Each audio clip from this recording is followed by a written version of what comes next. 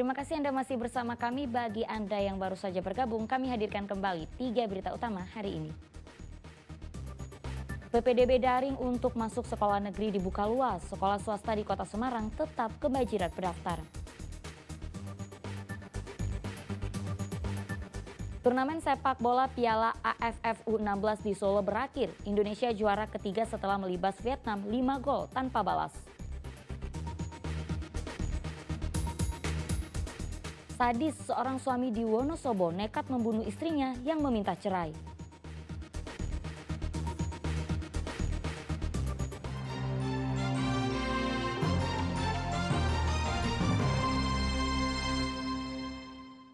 Minyak goreng bersubsidi minyak kita langka di Kota Tegal dan Klaten. Selain mengakibatkan harganya naik, kelangkaan pasokan ini juga mendorong konsumen beralih kembali mengkonsumsi minyak goreng curah.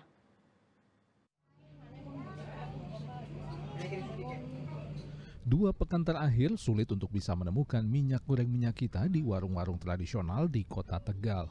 Pedagang hanya menyediakan minyak goreng curah serta minyak kemasan merek lain.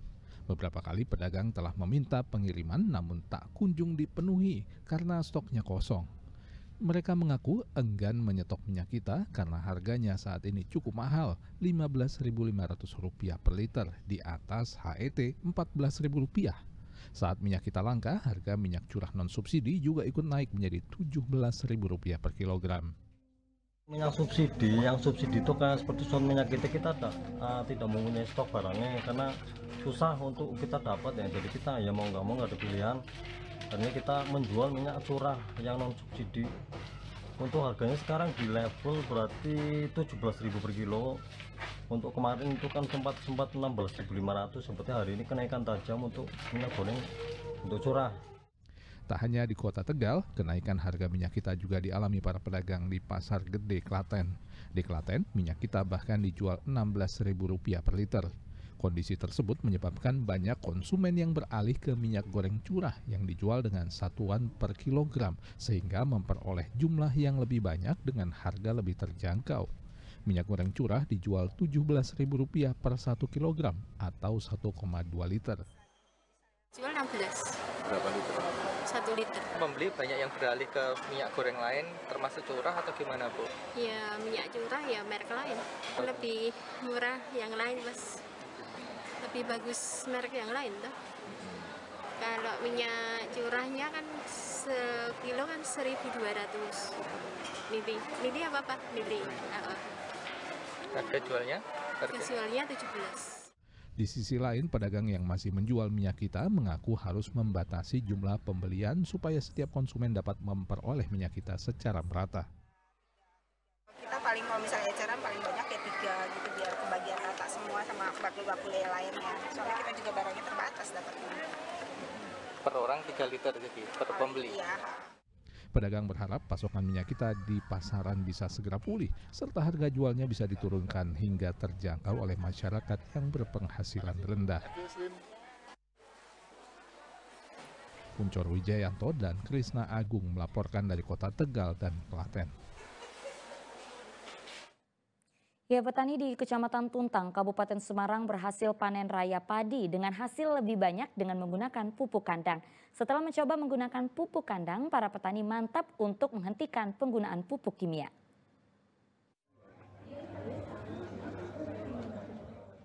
Kelompok tani mandiri Desa Candirejo, Kecamatan Tuntang, Kabupaten Semarang, Rabu lalu panen raya padi hasil pemupukan dengan pupuk organik atau pupuk kandang. Petani mengaku merasakan manfaat lebih dari pupuk kandang.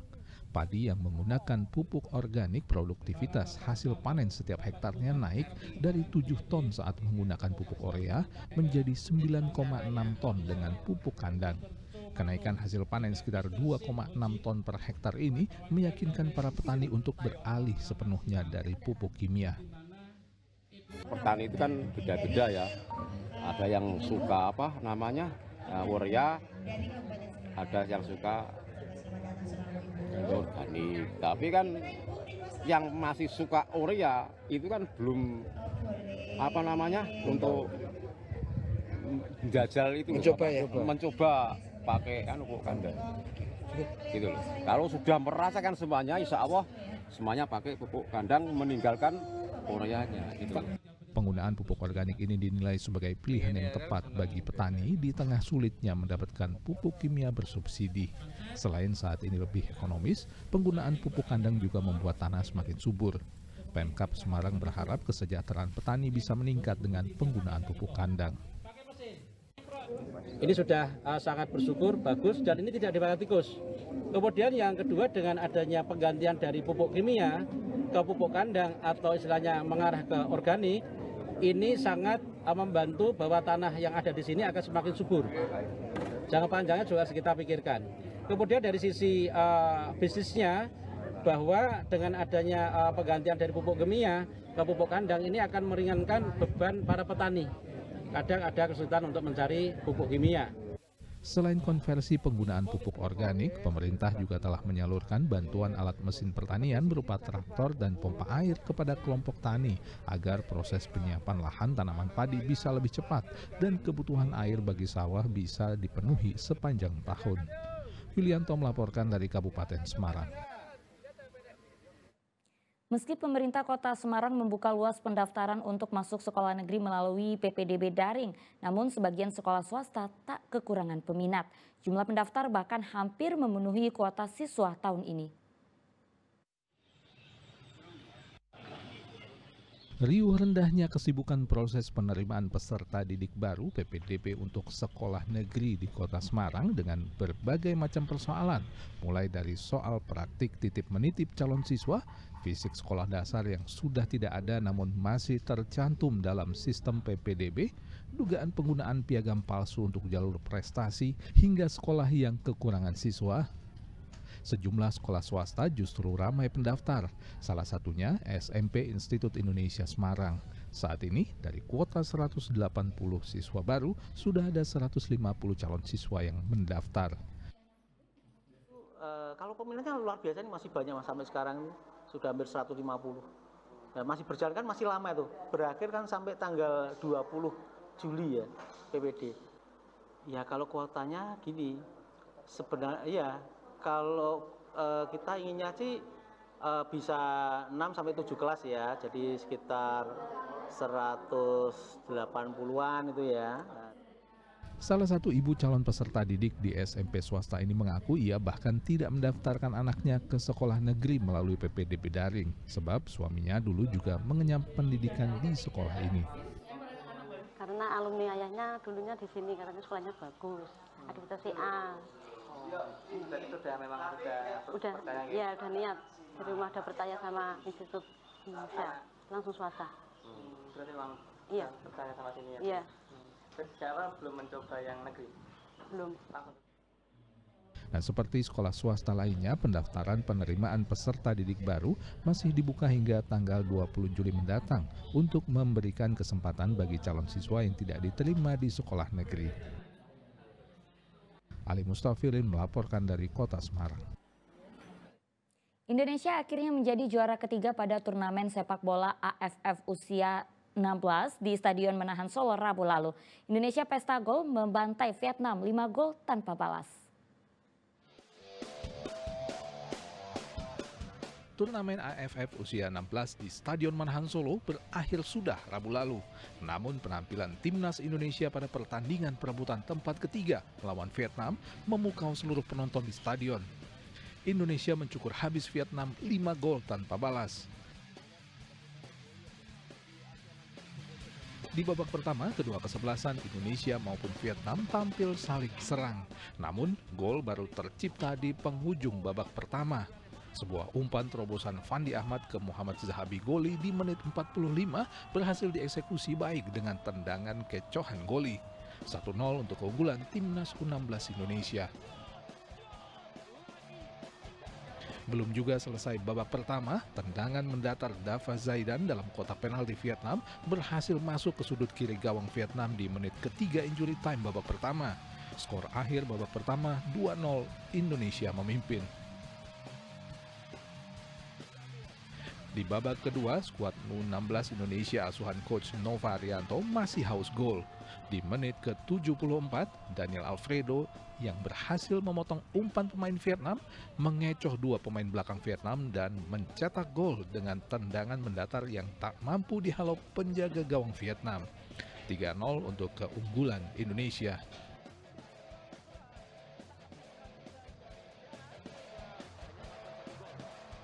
Dan hanya berselang 3 menit, yaitu di menit ke-77, umpan silang yang akurat dari Mirza Firzatullah dari sektor kanan pertahanan Vietnam ke Muhammad Zahabi Goli yang muncul dari second line di tengah berhasil disontek Goli dengan manis. Goli pun mencetak gol keduanya di pertandingan ini, 4-0 untuk Indonesia.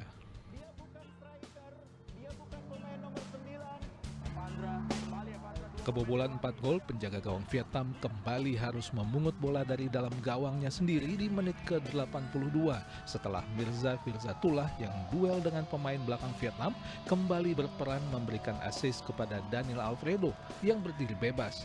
Daniel Alfredo pun mencetak gol keduanya dan melengkapi kemenangan Indonesia atas Vietnam dengan 5 gol tanpa balas.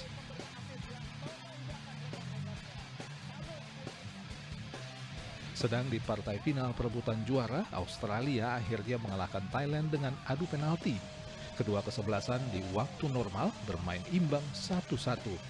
Dan pada adu penalti, memastikan kemenangan Australia dengan skor total 8-7. Dengan kemenangan ini, Australia resmi meraih gelar juara AFF usia 16 untuk ketiga kalinya. Dengan hasil menang telak dari Vietnam, Ketua PSSI memuji performa anak asuh Nova Arianto. Namun, ia juga meminta kekalahan dari Australia di semifinal menjadi bahan evaluasi bagi seluruh pemain dan pelatih. Yang pasti pemain-pemain sudah bermain baik. Kalau kita lihat hari ini juaranya Australia, kita kalah dari Australia, Thailand nomor 2, tapi kalau saya boleh yakini kita tidak kalah kelas sama mereka. Jadi kemenangan 5-0 dengan Vietnam adalah hal yang membuktikan memang kita tidak kalah kelas.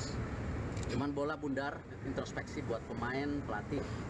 Mungkin terlalu bersemangat para pemain kemarin, apalagi habis gol pertama 4 menit keempat langsung menggebu-gebu, akhirnya banyak melakukan hal-hal yang fatal, tidak disiplin di formasi sehingga kita ada kecolongan, terus ada kartu dan lain-lain. Mudah-mudahan ini pembelajaran. Timnas U16 Indonesia akan diliburkan selama 10 hari, lalu akan menjalani pemusatan latihan di Yogyakarta untuk persiapan menghadapi pertandingan kualifikasi Piala Asia U17 tanggal 23 hingga 27 Oktober 2024. Heri Prasetyo melaporkan dari Solo.